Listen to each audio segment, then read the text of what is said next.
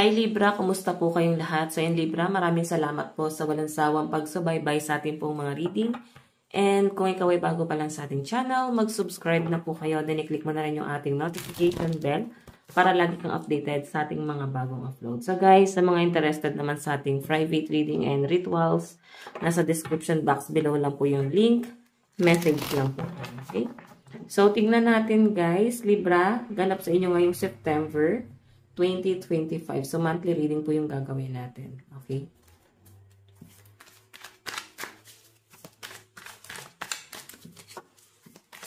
Tingnan natin.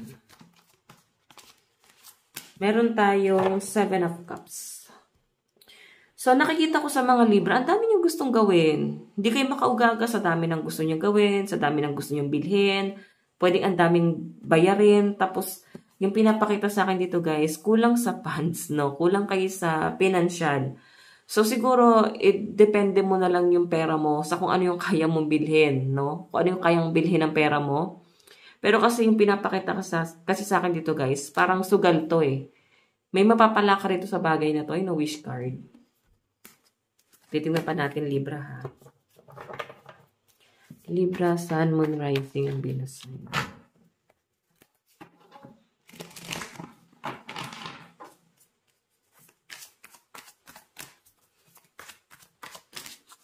Libra, Sun, Moon, Rising, Venus. Meron tayong 8 of Wands, Movement, Travel, New Speed, Sweetness. May nakikita ko dito guys, travel. So, hindi naman to guys malayo. Siguro meron ka lang aasikasuhin mga special documents or patungkol sa mga parang meron kang aatenan na event or contest. Okay, yun yung pinapakita sa akin dito. So, posibleng naguguluhan ka ngayon, nape-pressure, ganun yung energy na sasagap ko sa mga Libra dito. Pero sinasabi dyan guys, relax ka lang and try to focus. Kasi pag hindi ka nakag-focus dito, ikaw yung mawawala doon sa alignment. Okay, tignan mo naman no. 7 of Cups na to eh. Hindi mo alam kung ano yung gagawin mo. Sobrang nababalisa.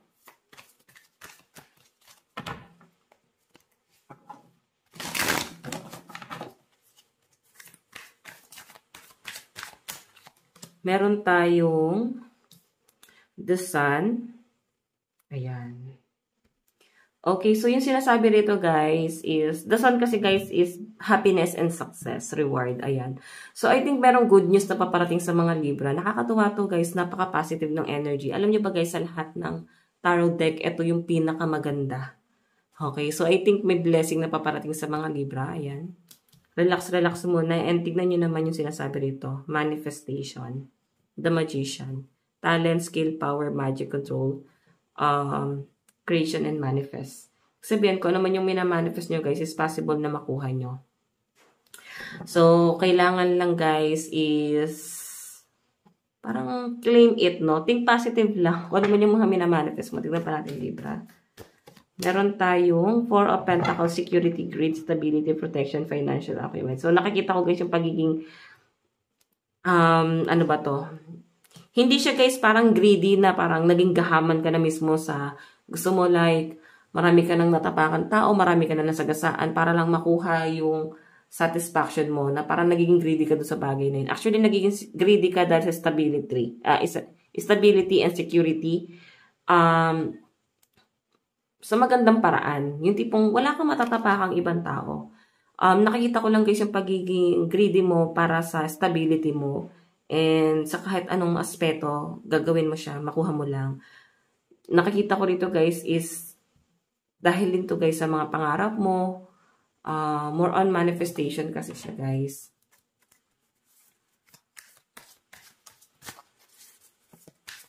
Tignan natin.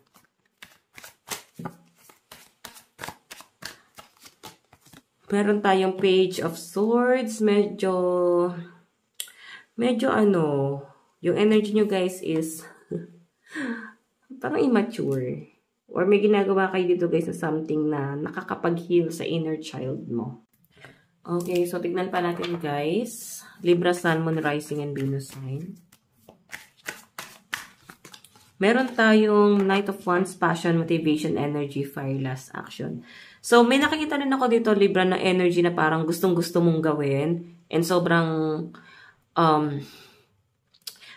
alam mo yung feeling na walang makakapigil sa inyo na gawin tong bagay na to. Kasi passionate ka ito sa bagay na to. So, parang nagiging hobby mo siya. Mga bagay na pwedeng magbigay sa inyo guys ng kaligayahan. And pwedeng ma-heal niya yung inner child mo. Okay? Nakikita ko rin guys yung pagiging motivated mo dito sa mga bagay na ginagawa mo. Yan. Meron tayong Ten of Swords. Nakakapagod lang siya guys. Pero passionate ka sa bagay na to. So parang hindi mo na iisipin na kung nakakapagod ba to. So whatever. As long as nakakatulong siya sa inner child mo. So alam mo yun. If-pursue mo yan. Nakikita ko rin sa mga Libra yung pagod mo sa mga responsibilidad mo. Okay? Pero may tumutulong sa inyo eh. Siguro guys, tignan mo na lang din yung mga taong tumutulong sa inyo. Mga taong nakaka-appreciate. So, parang kailangan din guys, maka-appreciate ka rin sa mga taong tumutulong sa inyo. Kahit sa maliit na bagay. Meron tayong, so, nakikita ko guys, yung pagiging defensive ng energy. So, meron kang kailangan baguhin sa sarili mo.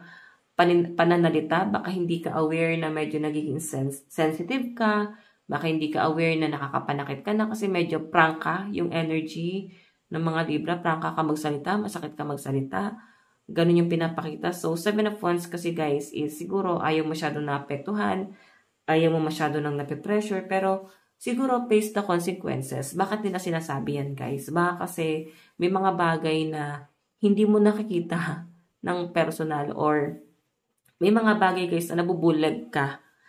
Okay, na gusto nila guys makita mo yung realidad na nangyayari sa buhay. Then, nagiging ano ka rito, sensitive nga yung energy.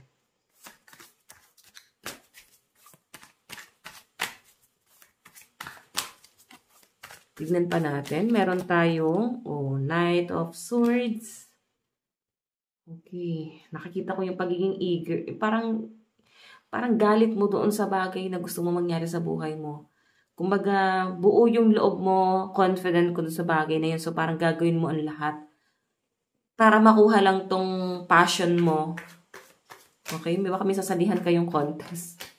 Meron tayong, wow! Victory to guys. Victory and harmony, happiness. So, possible na makuha mo talaga yung success. So, kailangan nyo lang guys maging positibo dito sa bagay na to. Kailangan nyo lang guys na maging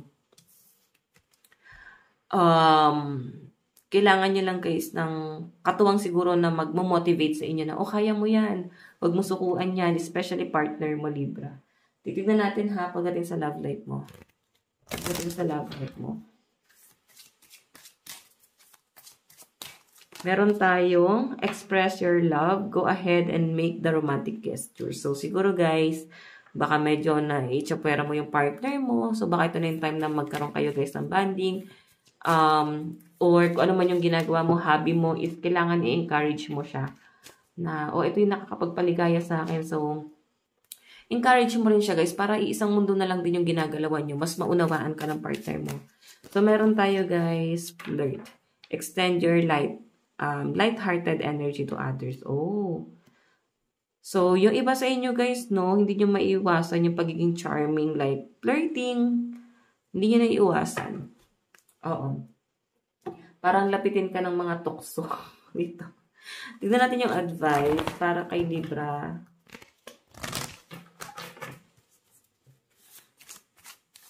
Meron tayong be proud of yourself. So, be proud of yourself kasi nagagawa mo yung mga bagay na gusto mo nang walang tulong ng ibang tao.